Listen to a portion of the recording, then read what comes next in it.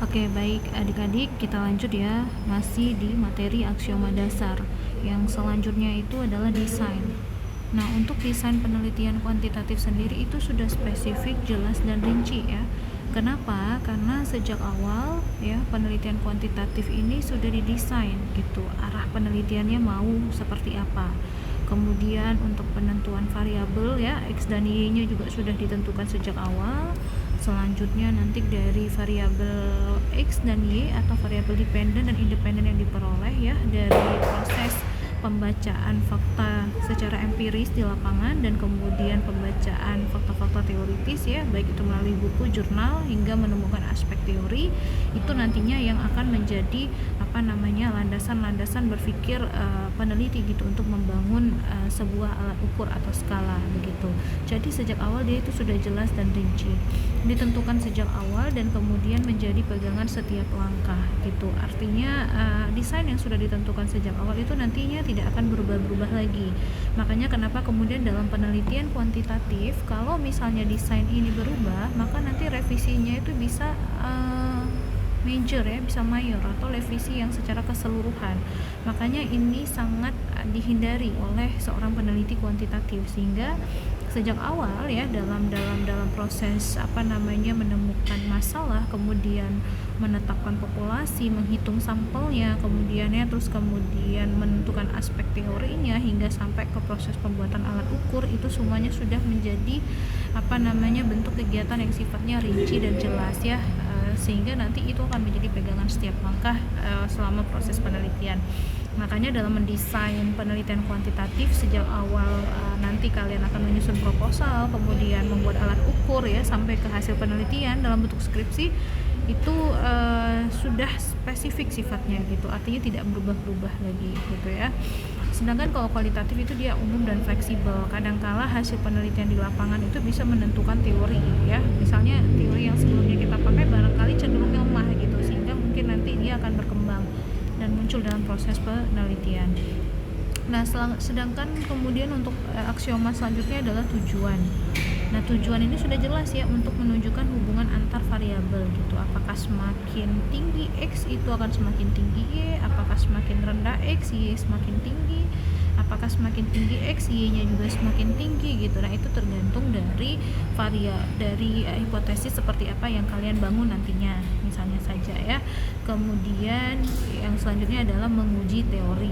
Kenapa menguji teori? Karena sejak awal aspek teori ini kan sudah ditentukan dari desain tadi, supaya nanti alat ukurnya juga dibangun berdasarkan teori. Misalnya aspek teori, contoh misalnya yang mau kalian tunjukkan hubungan antar variabelnya itu tadi, hubungan antara kebutuhan afiliasi dengan FOMO. Maka nanti teori-teori yang berhubungan dengan kebutuhan afiliasi dan FOMO itu akan kalian gunakan untuk membuat skala alat ukur ya, menemukan aspek teori, lalu kemudian dalam teori itu ada indikator, dan dari indikator itu nanti akan dibuatkan item-item pertanyaan gitu, sehingga makanya kenapa kemudian teori di sini itu sifatnya diuji gitu. Bahkan alat ukur pun juga berkembang berdasarkan teori. Kemudian mempunyai generalisasi yang mempunyai nilai prediktif. Kenapa prediktif? Karena sifatnya itu bisa diprediksi. Kembali lagi ke hipotesis yang kalian buat tadi gitu kan. Kalau kalian sudah membuat hipotesis misalnya semakin tinggi kebutuhan afiliasi gitu kan, maka kan semakin tinggi pula FOMO. Itu kan adalah kemungkinan generalisasi yang sifatnya prediktif, bisa diprediksikan sejak awal, lalu kemudian dicoba diukur untuk mencari kebenarannya gitu ya, ada atau tidak hubungannya. Sementara kalau dalam kualitatif itu tidak seperti itu ya, tapi ini tidak saya jelaskan di sini karena ini nanti bagian dari proses penelitian kualitatif. Kemudian selanjutnya adalah teknik pengumpulan data. Kita pakai kuesioner ya, atau di sini kita sebut dengan skala psikologi. Karena orang psikologi itu nggak suka menyebut kuesioner ya, kita lebih senang menyebutnya alat ukur dalam bentuk skala psikologi ya, yang dikembangkan dari mana tadi, dari aspek teori. Tentu nanti aspek teorinya ini adalah aspek teori yang harus berhubungan dengan konstruk psikologi. Sebagai contoh misalnya tadi saya sampaikan hubungan antara kebutuhan afiliasi dengan FOMO. Kebutuhan afiliasi itu kan punya konstruk-konstruk yang lain dalam definisi keilmuan yang lain, misalnya dalam sosiologi, dalam ekonomi, dalam politik ya gitu. Maka dia punya konstruk definisinya sendiri. Maka di sini kita fokus pada konstruk psikologi gitu. Kemudian observasi dan wawancara terstruktur. Nah, ini kapan dilakukan? Ini dilakukan sejak awal kalian mulai ingin mendesain proposal gitu. Jadi hasil observasi dan wawancara terstruktur awal ini nanti dia akan diletakkan pada latar belakang gitu. Jadi dalam latar belakang itu kan tidak hanya kalian membangun gambaran terkait fenomena masalah yang ingin kalian teliti, tetapi kalian juga membuat gitu validasi khusus gitu yang kalian peroleh dari wawancara awal yang dilakukan kepada responden atau kepada orang yang memang memenuhi kriteria penelitian kalian gitu, untuk memvalidasi masalah yang kalian temukan di lapangan tadi, yang sehingga mendorong rasa penasaran kalian untuk meneliti di seputaran fenomena tersebut gitu. Sedangkan kalau dalam kuantitatif itu ada observasi partisipan, interview, dokumentasi, dan triangulasi ya.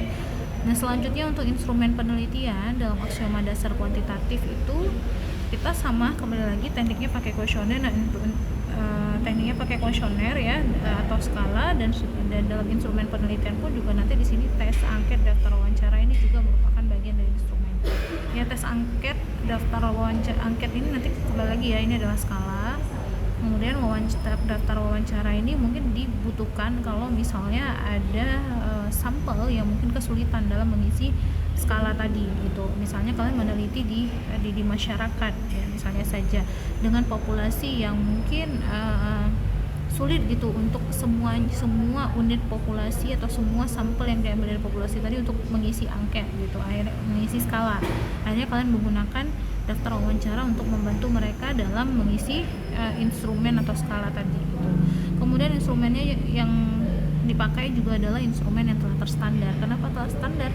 Karena kalian dalam membuat instrumen atau alat ukur dalam bentuk skala itu, peneliti bisa mengadaptasi dari skala peneliti orang lain yang sudah dilakukan sebelumnya, atau bisa mengadopsi secara keseluruhan ya, atau mungkin bisa buat sendiri. Tapi biasanya kalau dalam peneliti S1 itu biasanya sifatnya adaptasi dari skala alat ukur yang sudah dibuat oleh peneliti sebelumnya, dari kakak tingkat misalnya saja, atau alat ukur yang pernah dilakukan oleh dosen ya, atau dari tokoh-tokoh ahli sebelumnya gitu.